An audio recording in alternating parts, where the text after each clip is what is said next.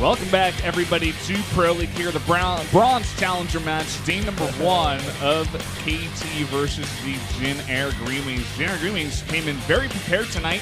They're off to a 2-0 lead. And now we have Super. He has not played a single game this season. However, last year he played a lot of games for MVP and did big work for them. He played in the Kespa Cup and did incredibly well, surprising a lot of people. I believe he also qualified for Season 1 of Star League and even pulled a 3-0 upset there as well earlier this year. So this guy is good. You know, he's one of those players that are in the background of KT Rolster they picked up like first, where you watch and you go, where is this guy? Why hasn't he come out? But he's back there. He's clearly a great practice partner. Yep, and here's Cure. He's played a lot this season, 9 and 8. They're not the best results in recent times. He did actually defeat Stats as well, so he knows his PvP. Yeah, he had 2 games recently in August in Pro League, but before that, I think he played in like May. So there was a big gap of time where he really did not see much time in Pro League. So it's really interesting to see, you know, where he's come. He certainly had a big break. But look at this. A 4-1 against Protoss and nothing for Super because he just hasn't been playing. But look at the lose streak for Super as well. This is why we haven't seen him this year. Yeah, I'm really curious to see if some of those are even qualifier matches. I mean, that you can confirm in a moment for me, but you look at these direct comparisons, 4 to 5. I think this match absolutely could go either way. But I want to actually, I was going to say, I want to lean towards Super here, to be totally honest. Yeah, looks like we are going to have a little game of foreign casters versus Korean casters once again. Here we go. We'll see how it does go. But, yeah, also leaning slightly towards Super. But as I said before, I thought this whole entire matchup would look a bit differently before we got here. But guys, anyway, let's jump straight into game number 3 right now on Cactus Valley.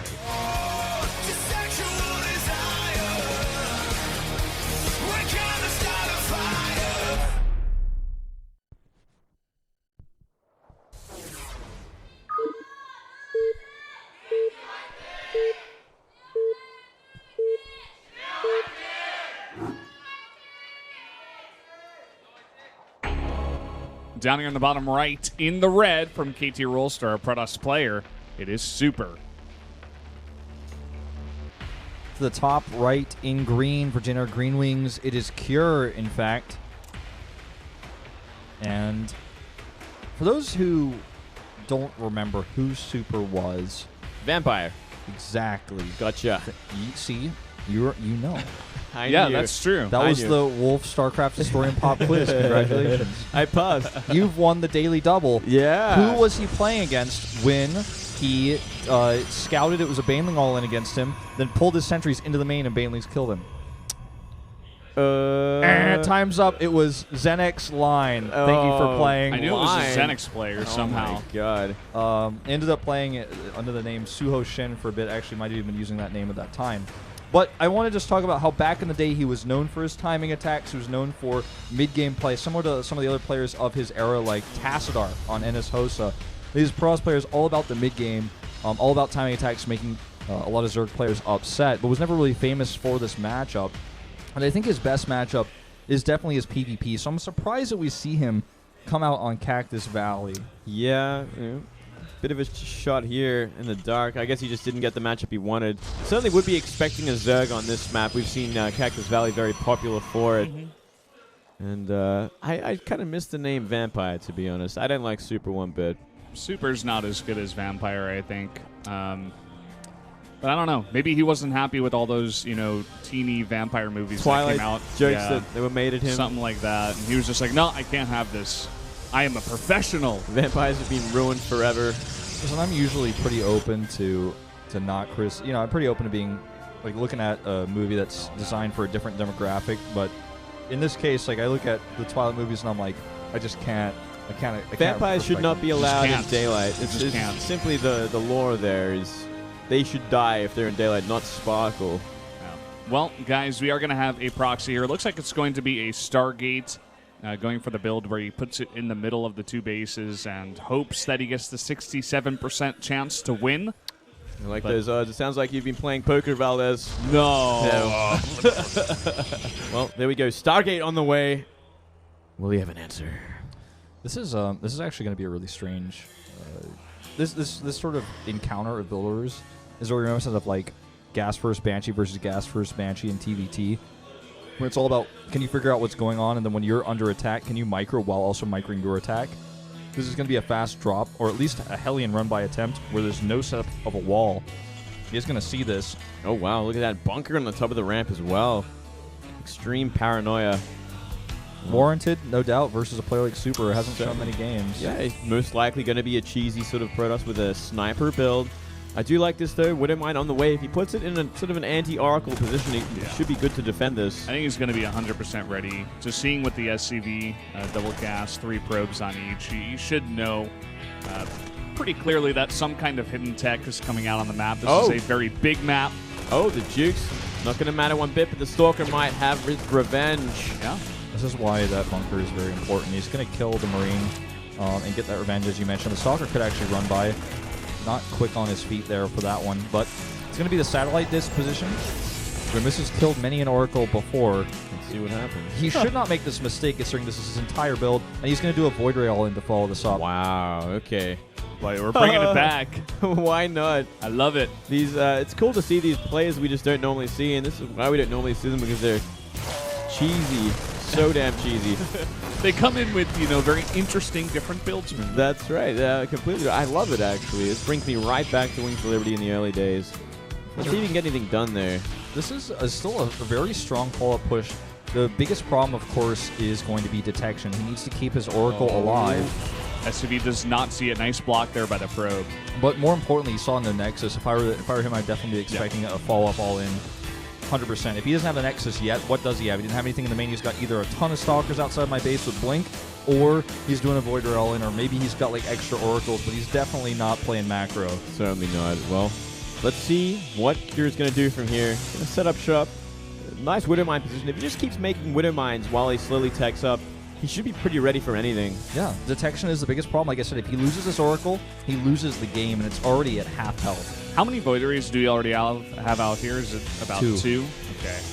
He's definitely going to have to respect those Void Rays, for sure. There are going to be 3, maybe 4 by the time this does hit, if he wants to wait a pretty long time. This counter drop, though, could do a lot of damage, but also put Cure in a pretty awkward position if he's doesn't have enough units to kind of defend this when it does come. Couple sentries warped in here. Looks like he may go for that bunker at the top of the ramp. No signs of taking an Nexus at this point, so I don't think it's a contain. Yeah, it's I think from here it's simply an all-in, and he's gonna be forced to do an all-in. Oh my God, he's gonna be so up with that. But he's gonna be forced to do an all-in once these Widowmines hit. Yeah, this is oh man, this is just not a. Oh my God, he didn't even move. Yeah, 3 kills coming down there. Somehow Super is getting some more kills here as Cure is trying to get down the ramp. That's just game-ending damage. He has to now. He's in an all-in position. He's going to use the Oracle going back home. He activated it so early that, in fact, I don't even think he's going to have detection. What he only has is 1 Stalker as well. This is nowhere near enough. He kills that Stalker. He can just pick up the second one if he wanted to, but he's just going to let it go. And here comes the all-in. He needs some force fields there. The Widowmine hit is good on those Zealots. Oh, it's actually going to be enough to get rid of the first bunker. Second one's still up there, and another Widowmine just coming out. Yeah, he needs these Widowmines to be in position because there's no detection here. Oh, there's the Viking. The Viking flying in, and it is going to go down pretty fast here. Still won't matter too much there. Nearly everything gone. Yeah, it's just he now has to position himself behind the mineral line. That's his best bet here, and try to target those Widowmines down when they reposition. Forget about the probe line. That's not going to be important. It's already over the economy here for Super. He needs to use what he already has to the best of his ability, or he's not going to be able to win this game. It's actually getting way too close here. Fear's actually in a pretty bad spot. He's got to get more and more units out, but he's going to lose his Stargate before he gets another Viking out. He needed that Viking so badly. His Widowmines were just way too far back, and now he has to unburrow them to move them, and that's just going to take way too long. Oh my God. And all those SCVs taking a bit of extra splash damage. Stalker running in and forcing that there, and now there's just no units to deal with this. The force field misses, but not much of an economy back at home here for Cure.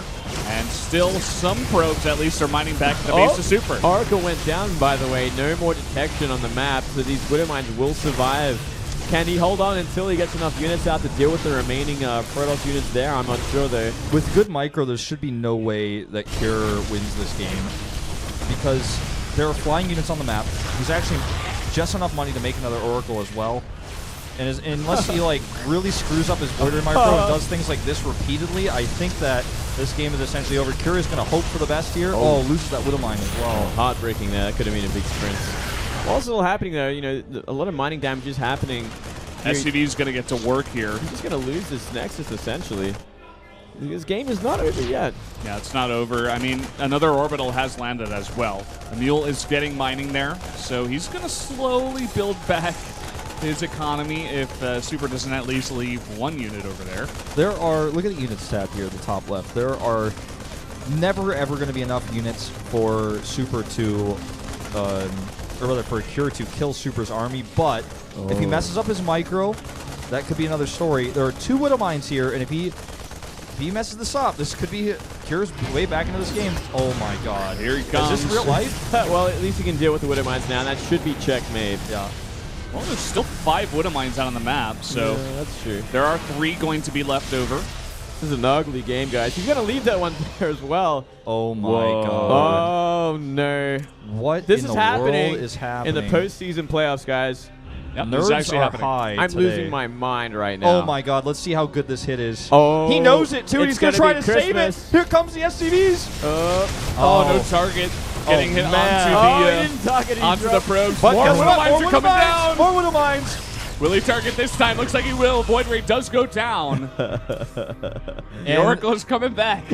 He's got another SCV. He's got 2 SCVs now. Another mule drops. Oracle coming back to deal with them there. Is he going to do like a run-in sort of pickup or just let them go? I guess he's going to let He's them going to have to let him go. This should still be game, but man, has this been sloppy. Oh boy. Well, there you go. There's another shot Widow there. Mine, but another Oracle is being made as well. The one thing that Super hasn't done is found this other base. I think he's going to find that now. Yeah, he knows. He should have a fair idea where it is. It's either going to be the top, middle, or probably that 3rd base expansion. I guess you wouldn't expect that it would be this close because he's not checking right next to his main. Is that saying the closer you are to danger, the further away you are from harm? That's what the Hobbit Something said. like that, That's what they said to the Treants in Lord of the Rings. yeah, that was kind of like, I was like, what are you trying to tell me, Mary? So I think that this, as long as he doesn't really botch this. There you go. Yeah, getting one of the Oracles down. GG. It is still going to be GG, and there you go. Super going to take the first game here for KT Rolster. Well, it's still a win. A win is a A win. win is a win, guys. Let's not judge. I mean, I have nothing.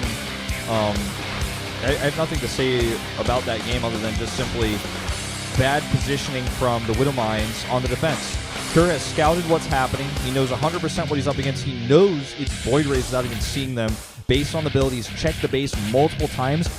And you know, if you want to even argue against that point, I'm like, well, if he didn't know, then why did he go for a drop with Widow Mines in the base? Of course he knew there was no detection there. He knew there was nothing going on. He knew the Oracle's right next to his main base.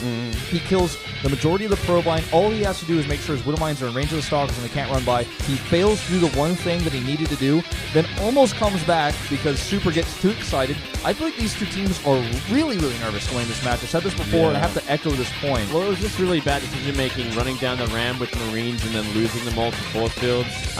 That made no sense whatsoever. You were on the defensive. You had a great strategy to drop the mines into an undetected base. All you had to do was the damage there, but he let a lot go for nothing, and he really paid for it with the game. Yeah, very sloppy game there, but the next one should be a great one. It is going to be Zest versus SOS in a PvP, the first of the night. It should be a lot of fun, actually. I'm really looking forward to this one. SOS is really going to have to lift because Zest, he has been on point. He has been playing flawlessly in very recent times, so he's got a lot to prove here.